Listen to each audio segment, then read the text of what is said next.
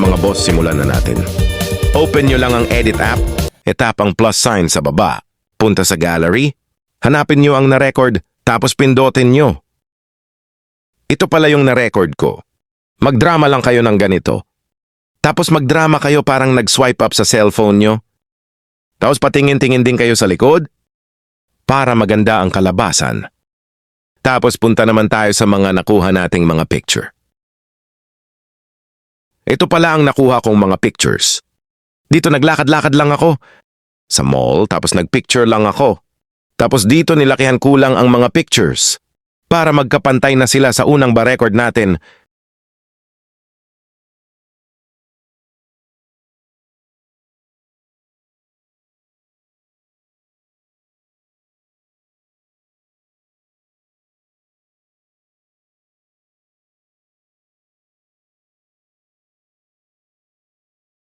Tara simulan na natin ang pag-edit.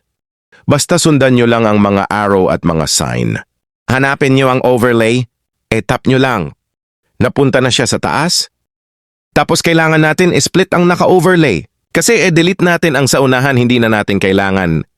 Tapos drag nyo lang sa kaliwa. Tapos punta tayo sa unahan.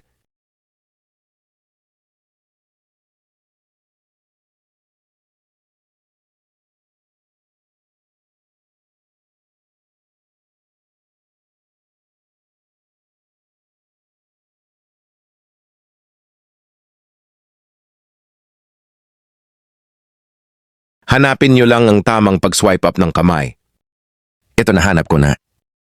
Dito, split nyo lang.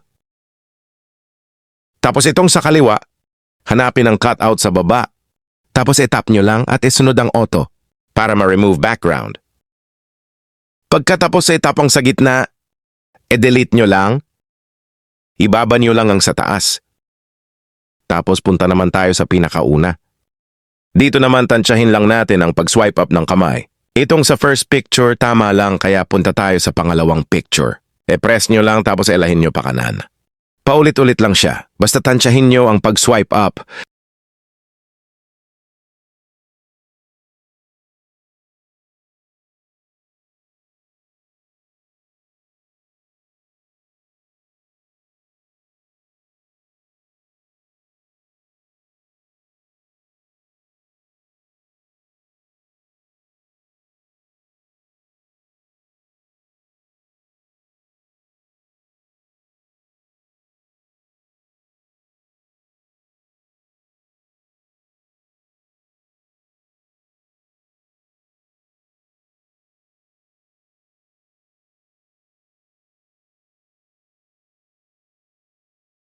Pagkatapos nyo dito sa pag-dragging ng mga pictures, punta naman tayo sa last video at delete nyo ang hindi na kailangan.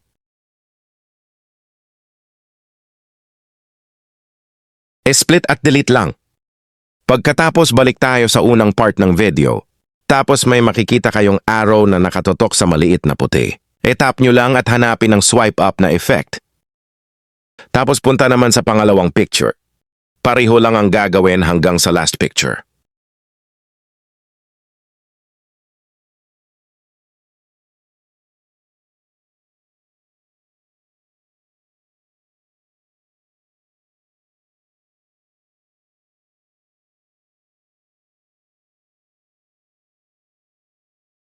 Tapos balik na naman sa unang part at try muna natin kung okay na ba.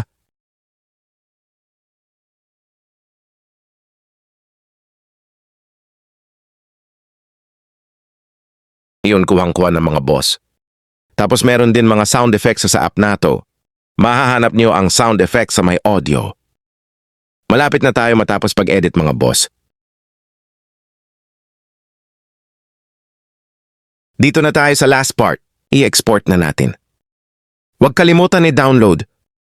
Ito na ang resulta mga boss.